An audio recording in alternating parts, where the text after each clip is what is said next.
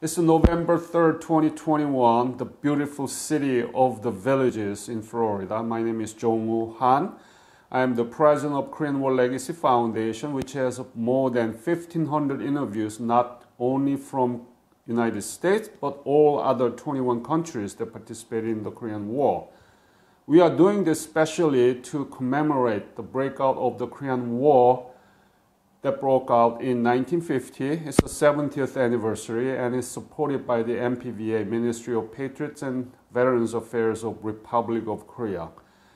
We are doing this to preserve your memory, first of all, because it's been a long time ago. Yeah. And we want to honor your service and sacrifice of other Korean War veterans and all you did for Korean people. But mainly, we are doing this so that we can make a curriculum book that you see here, so that they can use this material when they talk about the Korean War in the context of the Cold War. Yeah. Yeah. So it's my great honor and pleasure to meet you, sir, and thank you for coming for interview. Please introduce yourself. What is your name, sir? My name is John Turner. Could you spell it? John, John Turner. Okay. And what is your birthday? 2/20/30. Wow. So you are 90-year-old? 91, almost 90, but be 92 in February. Amazing. You look like a 50-year-old man. What is the secret? Just luck, I guess. I don't know. Yeah. Maybe living in the villages. How long you've been living here? Since '06. Since 2006? Yeah. Okay. Before, where did you move from?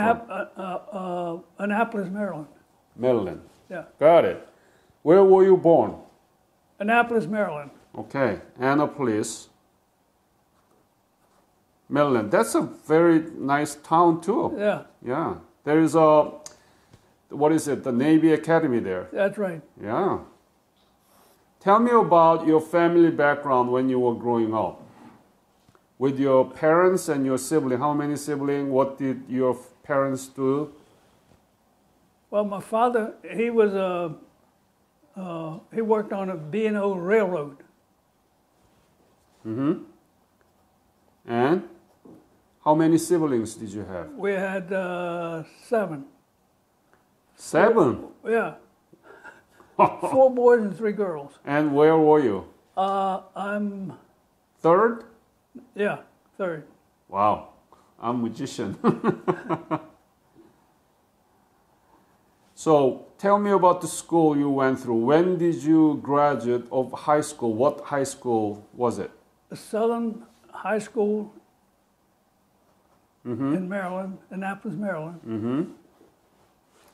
And the year was 1949. 1949. So year before the Korean War broke out. Oh, yeah. Yeah. And you born in 1930, which was 1 year after the Great Depression. Yeah. Did you, when you were growing up, maybe you were too young, so you didn't know, but did you have any memory about the Great Depression? How did it affect? Other than being dirt poor. Mm-hmm. I remember my father, he worked on the railroad, and in his spare time he would go out on the water and catch fish, all kinds of seafood. To eat? Yeah. Yeah. I love fishing too. Yeah. So, let me ask this question. Did you learn anything about Korea when you were in high school? No, never heard of it. You never heard about it? Well, I heard of something might break out over there. But you didn't get much news back in them days. We had one radio and everybody listened. So you didn't know much about Korea? No, not really. Not really. And so after graduation, what did you do? Well, I worked as a carpenter and a timekeeper on a carpenter's thing. Mm-hmm.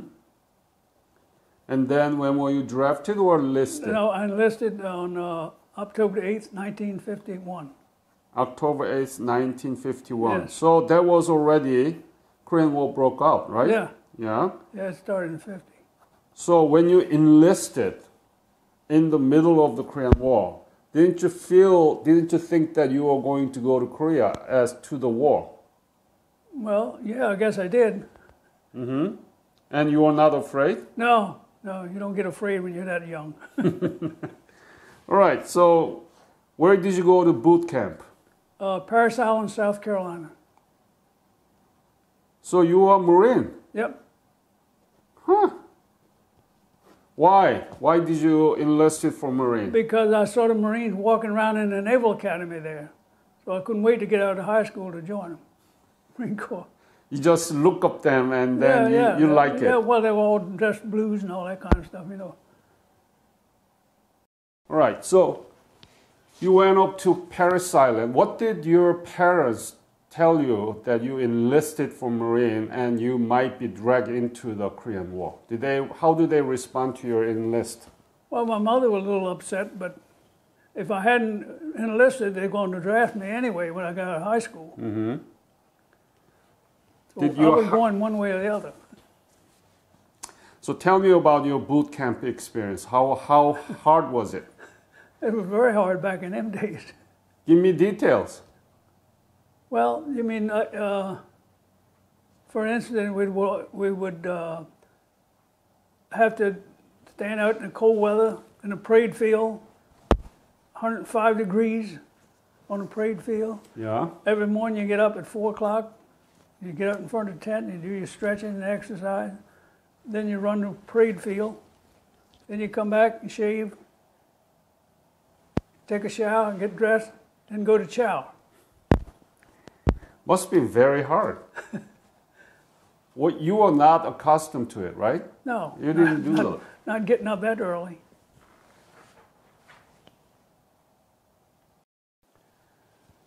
Must have been hard. How long was it? What? Boot camp. Let's say October 8th, and I got we graduated on the 10th of December. So that's, how long is that? Mm-hmm. And in the boot camp, did they tell you that you are going to go to Korea? No. No? No, I don't hear them mention anything. It was more about discipline and listening. So from boot camp, where did you go to Korea? Well, I got a 10-day leave, and then I had to report to Camp Pendleton, California. Camp Pendleton, yes. And then from there? From December the 25th, I had to report there. So I stayed there in advanced training until April 1st. We board the ship and go to Korea. So that's a 52. Yeah. And you departed from the Camp Pendleton, right? Yes. Yes. Yes. And from there, where did you go? Did you go to Japan? No. We took the ship from San Diego to Incheon, Korea. Directly? Yeah. So do you remember when you arrived in Incheon? May 1st. You have such a Took us good 30 memory. days to get there, huh? You have such a good memory. How was the experience in the sea? Awful? Did you? No, I've been used to it because I've lived on the Chesapeake Bay all my life, so I didn't get sick or anything. But some of those guys, they were throwing up, and you could still see land. Exactly. San Diego, yeah. Seasick. Yeah. Now, you didn't learn anything about Korea. You didn't know where Korea was when you were young in high school. Now you landed in Incheon. Yeah. It's time for you to be honest to everybody. Describe the Incheon you saw. How was Korea at the time? All devastation. Buildings all knocked down, streets tore up.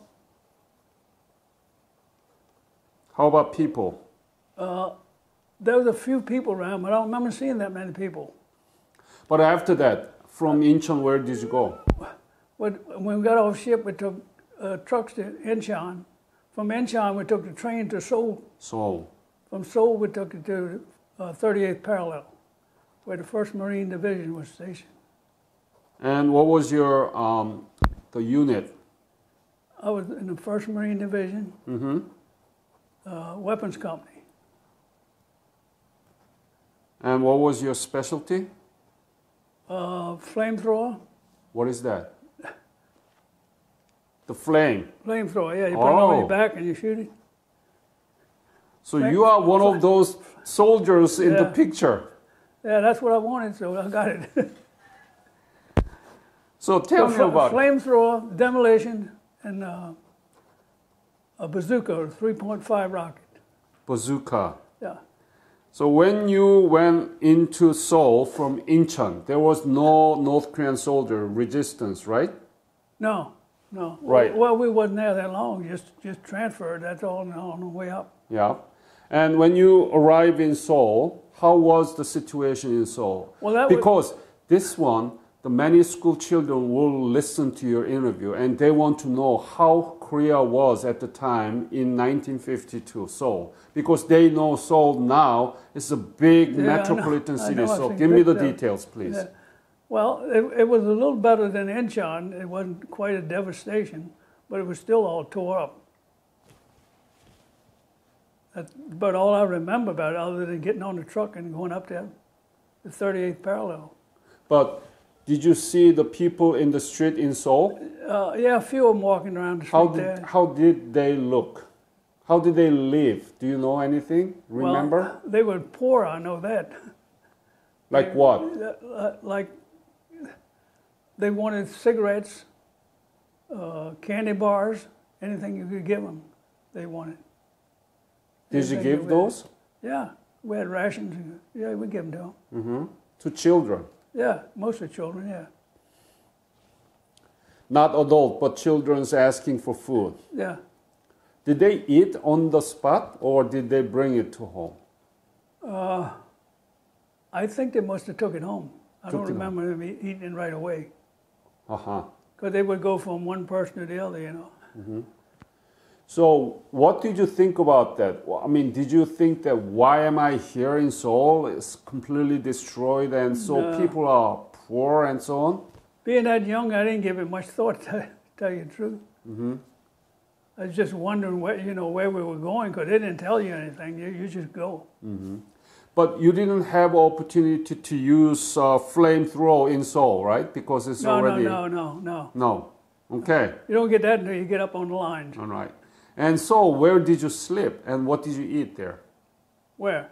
In Seoul. We weren't there that long. I'm telling you, only maybe an hour or so. That's it? Yeah, transferred from the train to the truck. And from Seoul, where did you go in 38 parallel? Went to the 38th parallel, it's at Panmunjom. The 1st Marine Division was stationed right along that western front there. Uh-huh.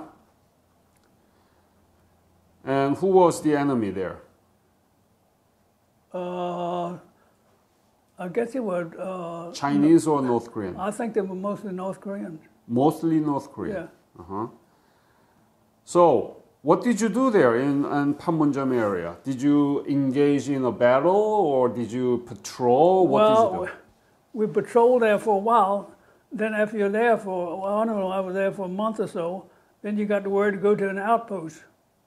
So we went to an outpost named Kate, out in front of the line. Could you spell it? Kate. Kate. Camp Kate. Huh? That's Outpost Kate. That's an outpost, yeah. So Yeah. tell me, what is outpost do you mean? It's just an observer to radio back to the CO tent, what's going on out in front of you there, or if any enemy is approaching. So outpost is far front of Yeah, our, I would say maybe 500 yards or so, in between and out in front of the line. enemy, right? Yeah, out in North So Korea. you were able to see in them. North Korean territory, yeah. You were able to see them. Yeah. How At a dangerous? distance now, not up close. But how dangerous that was? Well, they shoot at you and you shoot at them if they see you. But most of the time you walk along through trenches and stuff, just hit deep. And were you afraid? I don't remember being that afraid, no. I never thought about dying or anything like that. I can't remember anything like that. You never thought about being... No. Wow. Anyway, were there any dangerous moment that you might have been killed in that area, Oh, yeah, outpost? there were a couple of times. That one time we was going to the CO tent to get the mail, and and the round, I don't know, some round came in and blew up our pup tent. 2-man pup tent was in it. Me and a guy named Taylor. Uh-huh. So luckily we was getting the mail, and the round came in and blew the tent, blew everything up. Mm. And another time we were going to the outpost, and they were shooting tracers, and they were going all through your legs and everything else between your legs. Were you wounded? Yeah, I got hit in the leg there once, but nothing serious, just a glancing blow. Uh-huh. So they sent me back to Seoul, Korea for, I don't know, about I think 10 days or something, healed up. Then we go back up there. And was it in the mesh unit or was it the hospital, main hospital? What was it? I guess it was just a tent, with, you know, with medics in it. So it must have been mesh. Yeah. Well, so when you were in Seoul for 10 days, were you able to see around the city? No, we didn't get into Liberty or anything like that. That's what you mean. They were all off limits. So you went back to Panmunjom area again? Yeah, I went back to the front lines. Uh-huh. That's when they sent me out to the outpost. That's where I got hit the second time. Second time? Yeah, September 28th of 1952. Where did you hurt? Where did I get hit? Yeah. It was mostly concussion stuff from blowing up a cave or a bunker. Uh-huh. And we set the charges off, and we got ready to leave. We lit the fuses. And then in the meantime, we got about maybe 100 yards, and the North Koreans came up in the back of us, kind of cut us off. So I got all kinds of splinters and stuff all through my body from the cave, not getting away in time. But how did you know they was North Korean, not Chinese? After a while, you get to look at them and see. You could tell by the look of their face. Oh, you could tell the difference? Oh, yeah. Don't take it long. And were there any... I don't remember seeing that many Chinese. Were there any POW arrested, North Koreans? Did you capture any North Koreans? No. No. Okay. So was it everyday battle situation, or was it kind of calm and from time to time some skirmish? How was it? Time to time there was little skirmishes, but most of the time it was just loud noises from shells going off and ships in the bay there shooting stuff up there, and planes scraping the hillsides there and all that kind of. That went on 24 hours a day. You could hardly sleep at night from the sky getting all lit up and. Must have been very hard, huh? Yeah, but you know. So where did you sleep? What was like a condition? Where did you sleep? What is the daily routine? When did you wake up? What did you eat? Where did you sleep? Can you describe Well, you slept in a sleeping bag, and you lived on rations. But inside of the tent or in the trench? Where did you sleep? Asleep? Yeah. I slept in the tent at night. And tent? Yeah. Must have been cold. Well, they're little pup tents, you know what they are, 2-man tent. In September, it really wasn't that cold there then. It was cold up north, but not there. Right. Near Panmunjom. And what did you eat? Did you eat mostly sea ration, or Yeah, that's all were you there had to any eat. cook? That's all you had to eat. Well, I should say we got one meal once a week. One hot meal. But once a week. Yeah. Were you able to take shower? Well, they had a spigot there with a thing on it. You could get under that. Yeah, that's about all. That's it. Were you able to write back to your family? Oh yeah, yeah. You could do that. Who did you write to? My wife and mother-in-law. You were married at the time? Yeah. I got married before I went over there. Between boot camp and when I got out of boot camp, I got a 10-day leave, and that's when we got married. I mean, you knew that you were going to go to war, right? Yeah. And still you married. Yeah. That's a very wise decision you made. I don't know. When you're kids like her and I were, you don't think about nothing like that. Was it like a high school sweetheart? Yeah, Oh, what's her name? Mary Lou. Lou? Mary Lou. MaryLou. And is she with you now? No. No? She passed away? She passed away in 89. 89. I'm sorry. So do you still have that letter you wrote back to your wife? Well, most of it got destroyed when I got out of the hospital in Japan. Whoa, They flew us back to California, and I had all this stuff in a sea bag, and somehow all got lost. I never did find it. They never did find it. How did you end up in hospital in Japan? Well, I spent 30 days on the hospital ship, like I said, when I got hit. When were you hit? September 28th. 27. No, 28th. 28th. 1952. Describe it. How did it happen? You mean by getting hit? Yeah. I told you we blowed up the tent. I mean the cave. Set the fuse. When we were going back, the North Koreans came in the back of us. We got trapped between the North Koreans and the cave. Uh-huh. So we couldn't get far enough away. So we got all kinds of splinters and stuff through our bodies, and a very bad concussion I got that affected my voice and everything else. So they put me on a helicopter and flew me to the hospital ship. In Japan? Yeah, no. The hospital ship was anchored in Incheon? Incheon, yeah. Hospital ship Hope, H-O-P-E. H-O-P. Was it American ship or was it Denmark? Danish? Good question. I don't know. You don't know? No.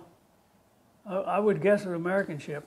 They were all Americans, aren't they? Yeah. And from there, you went to Japan? Yeah, well, yeah, stayed there 30 days. And then they helicoptered me to Yokosuka, Japan, a naval hospital. Yeah. I stayed there 5 months. Wow.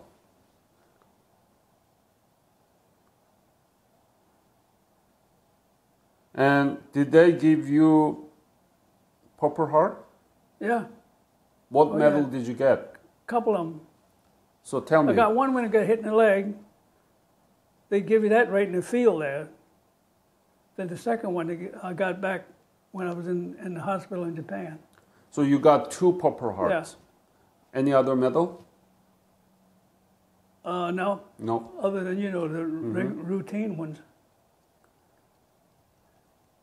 So, you didn't know anything about Korea. Now you went to Korea when you were married. Yeah. And so when you were in hospital, were you able to talk to your wife, Mary Lou? No, I wrote to her. I mean, no, you couldn't talk to her. What did she say to you? About what? About your wound? Well, I don't know. I guess she was upset like anything else. Of course, I wasn't there. I don't know. You're very lucky. Yeah, I know. I'm very lucky I made mail because when I was on the hospital ship, they thought I was a goner. They read me my last rites and all. They thought it was over with. Somehow the next morning I woke up. What was your rank? I was PFC there. PFC? Yeah. So did you send the money to your wife? Yeah. How much? I think we were making like $63 a month. But plus combat pay, right? I don't think with no combat pay back in them days. That's all you got is just $63 a month. That's it? Yeah. And you sent everything to your wife or did you spend some? Yeah, it wasn't, you didn't need no money over there. Right. Got it. So after you came back from Korea, what did you do? You were discharged from Marine, right? Yeah, I got a job with the Coca-Cola company Ah, as a marketing specialist. excellent. Done that for 15 years. Then I got my parents' seafood processing company that I ran for 15 years. Excellent. Have you been back to Korea after that? Nope. No. So, do you know what's going on in Korea? Their economy, their democracy? Do you know? You mean now? Yeah, now. I read a little bit about it, yeah. How did you come to know about those things? Mostly by reading the books, and the chapter we belong to have books and stuff that you can get. So, And listening to the news, get a little bit of it. so what do you think about going around in Korea in terms of economy and democracy and so on? Can't believe what happened over there, the way it is now. Why not? Why you don't Well, it's believe? such a big city, and you know, like it's, what is it, eighth? One of the 10th largest Yeah, metropolitan city in the I world, think the it's Seoul. number 8, last I heard. But I Yeah, it don't was 10th largest economy in the world. know. Yeah, Can you believe that? that's what I say. Did you ever imagine No, that Korea would no, become no, like no. this today? No Why way. not? Well, from being all that devastation and all that stuff, you just don't visualize that something like that could happen. When you were in Korea, did you have any contact or came to know of any Korean people? Just a few of them that would do your laundry or for cigarettes or something like that. Did you pay for laundry? We didn't have any money. They just wanted cigarettes or So you exchanged rations the... or something like that. Yeah, Uh-huh. Were they good? yeah, yeah. They were good to us. Yeah. And you've been good to them too? Oh yeah, yeah. Well, they do your laundry. You know, that was a big deal then. Yeah. You have to do your own laundry. Anything you still bothers you during your service, the things that bothers you now? You mean as far as well, once in a while I have like a nightmare or dreams and about stuff like that. But Do you have a PTSD symptom? no, No? But nightmare. yeah. Some- Dreams a little. What like, kind? About the bombs going off and When you were wounded. yeah. So you're waking up in So the middle of... you know, you kind of put it to rest. You don't talk about it, so it don't come. It doesn't come back to you. Right. So I'm asking you that question so that I'm reminding you, but we need to do this to preserve your Yeah. memory, okay? And this interview will be in the website that I gave you, Yeah. the KoreanWarLegacy.org. And many of our foundation's teachers will listen to this and then they will analyze it, tagging keywords and metadata. You know, for example, when you arrive in Incheon and so on, and Panmunjom, and they will put it into the database. yeah, So whomever entering the Panmunjom in our website, your interview will pop up. oh, Okay? yeah. All right. Yeah. What was the most difficult thing? I mean, other than being injured during your service in Korea, if I ask you to pinpoint only one, what was the most difficult thing? I would say the advanced training in Camp Pendleton, California. So not difficult in Korea, but in Paris Island. No, not Paris Island. Camp Pendleton, California. Pendleton. That was more rugged and rigid than anything. I mean, you had to crawl on the barbed wire with them firing stuff on it over you and all. You had to learn to throw grenades and all that kind of stuff. You had to fire all the weapons they had. You had to learn to fire all of them. So had you ever used a flamethrower in the Panmunjom area? No, No? I only weighed about 128 pounds then, so mostly I carried the ammunition or the second guy. Uh-huh. So you were like a rifleman at the time. Well, we couldn't carry nothing but a 45. Did you ever use bazooka there? No, No. I loaded and helped the guy. Mm-hmm. I was like the second there. I Do mean, you- when we were, on the lines, we would fire them, clean them and fire them, but not really in combat. Do you want to go back to Korea to see what's going on? Not particular. No? Why not? Korean government gives you a lot of, tour and mostly it's free. Maybe I'd go back. I don't know. Yeah. I've had chances to go back, but Yeah. So I'll work with Frank and Mark, Kerry, and so on, so that we can put your name in the list because MPVA is still running revisit program.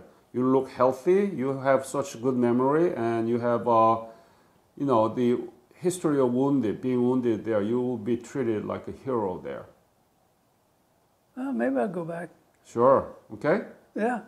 So, do you have any message to the Korean people for the commemoration of 70th anniversary of the breakout of the Korean War? Do you want to say anything to the Korean people? I don't think so. I don't know what I'd say.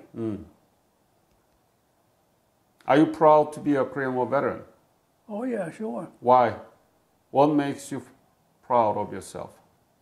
Because I went over there and served and helped them out. And now that country become 10th largest economy. Right. Yep. Excellent. Any other story you want to leave to this interview? I don't think so. I can't think of any. John, I want to thank you for your sacrifice and honorable service during the Korean War, and that gives the opportunity for Korean people to rebuild their economy and their society.